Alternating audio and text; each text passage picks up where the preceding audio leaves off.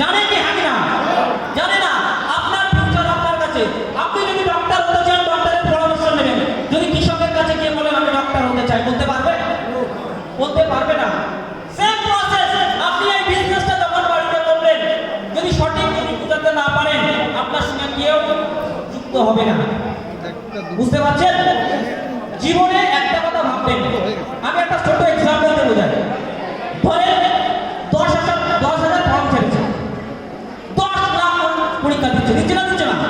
15 বছর 20 বছর পড়াশোনা করার পরে 10,000 চাকরির জন্য কয়েক লাখ পরীক্ষা দিচ্ছে, দিচ্ছে না?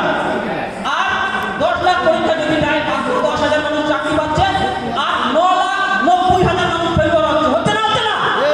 তার সাথে লাখো মানুষ ওখানে এখনো পড়াশোনা করছে না? প্রত্যেক জায়গায় ফেলিওর আছে, প্রত্যেক জায়গায় আনসাকসেস আছে। কিন্তু সাকসেস পেতে গেলে আপনাকে বিজনেসের যে কাজটা আপনি করবেন, আপনার তার গভীরে ঢুকতে হবে। বুঝতে পারছেন? জানতে হবে, বুঝতে হবে, তারপরেই আপনি সাকসেস হবে। বুঝতে পারলেন?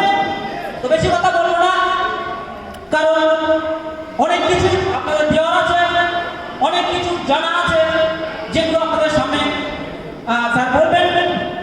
একটা কথাই বলবো, যদি ফিউচার বানাতে চান, একমাত্র পথ আপনার ইএলএস, একমাত্র পথ ইএলএস। কারণ কি, বহু কোম্পানি আছে। আমার কথা বিশ্বাস করতে পারেন, আপনি চেকিং করবেন, নেটে সার্চ করবেন, গুগলে সার্চ করবেন, ইউটিউবে সার্চ করবেন, কোম্পানি সিস্টেমগুলো পার্ট টু পার্ট বুঝবেন, বুঝে শুনে তারপরে বিজনেস করবেন। আমি বলছি বলে বিজনেস করবেন এরকম নয়, কারণ ফিউচার আপনার, লাইফ আপনার। আপনি সঠিক প্ল্যাটফর্মে আছেন কি সেটা আপনার দেখা উচিত, তাই না? তো সবাই মোটামুটি নিরামিষের লাগছে, একটা যেন কেমন হয়ে গেছে। কারণ আমি আজকে শুরুয়াতি টাইম থেকে আজ পর্যন্ত কোনোদিন আমার মাথায় কোনো নেগেটিভ চিন্তাধারা এসেছে, কিন্তু বারবার আমি শিখেছি, বুঝেছি, তারপরে পজিটিভ চিন্তাধারা শিখে এগিয়েছি। আমার পুরো অনেক লেট হয়ে গেছে ভাবতে। বুঝতে পারছেন? 1 বছরের মধ্যে এই জায়গায় পৌঁছেছি, কিন্তু পুরো হাল ছাড়িনি। প্রথম 3 মাসে আমি পুরো জিরো ছিলাম, আমার একটা টিম ছিল না।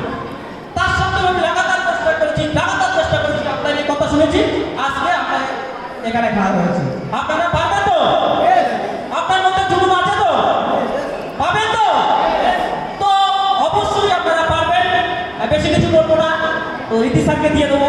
তো সবাই ভালো থাকবেন। নতুন বছরের প্রত্যেক জনকে, প্রত্যেক পরিবারকে শুভকামনা রইল। ভালো থাকবেন। So thank you, happy night. Thank you so much Bhushan স্যারকে, অনেক ধন্যবাদ। খুব সুন্দর বক্তব্য রাখলো। এবার কি এন্টারটেইনমেন্ট হয়ে যাবে নাকি? সো এবার এন্টারটেইনমেন্টের জন্য আসছে লীলা দেবনাথ, আমার ছোট্ট বোন। একবার